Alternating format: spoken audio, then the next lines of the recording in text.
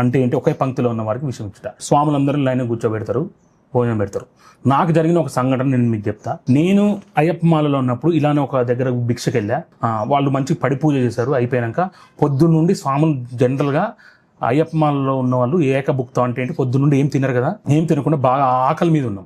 పడి పూజ అయిపోయింది, మేము అందరం కూర్చున్నాం కిందనే, ఎందుకంటే కింద కూర్చొని తినాలి, అన్నానికి గౌరవించుకుంటా. అది మామూలప్పుడు కూడా కూర్చున్నాం. అందరికి వేసారు. విస్తరలు అంటే ఏం వేసారు, పేపర్ ప్లేట్స్ వేసారు. అవి కూడా ఎలా ఉన్నాయంటే ఉఫ్ అని ఉత్తే ఎగిరిపోయే ప్లేట్లు. ఇది కూడా ఇట్లా కూడా లేదు, అది ఇప్పుడు నేను చూపించిన ప్లేట్ లెక్క వేసారు. అంత అయిపోయింది. నేను అన్నం తింటున్నప్పుడు నేను నాకు వచ్చిన ప్లేట్లో నేను కొంచెం అన్నం తినగా ఆ కవర్ కొంచెం పక్క జరిగి కింద ఉన్న పేపర్ పొర మొత్తం చిరిగిపోయేసరికి అన్నం నాకు తెలియకుండా నేను ఒక ముద్ద తీసుకుని నోట్లో పెట్టుకున్నా. ఆల్రెడీ అందులో గమ్ము కలిసింది, ప్లాస్టిక్ కలిసింది.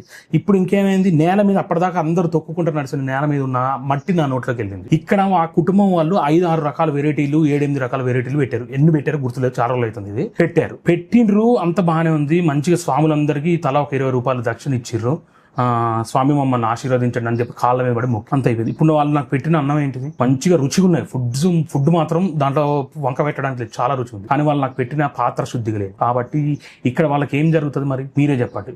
కాబట్టి అందరూ ఆలోచించండి. ఇట్లా మనం పెళ్లిళ్ళకి కానీ, ఇంట్లో జరిగే చిన్న ఫంక్షన్లకు కానీ, విందులకు కానీ, వీటికి కానీ మనం ఏం చేస్తున్నాం, బంధువులను పిలుస్తాం, స్నేహితులను పిలుస్తాం. కొంతమంది అయితే స్వాములకు కూడా ప్రతి సంవత్సరం పెట్టడం ఒక ఆనవాయితీగా వాళ్ళు పాటించుకుంటే స్వాములందరికీ భోజనం పెడతారు. ఇక్కడ ఏం జరిగింది, ఇప్పుడు వాళ్ళు మంచి ఉద్దేశంతో పెట్టింది అక్కడ రివర్స్ అయింది. అంటే ఏంటిది, వింబూజ అనే ఒక పాపం చేశారు వాళ్ళు. ఒక పాపం అంటే ఏం పాపం చేశారు, పంక్తిలో ఉన్న వాళ్ళందరికీ విషం పెట్టినట్టు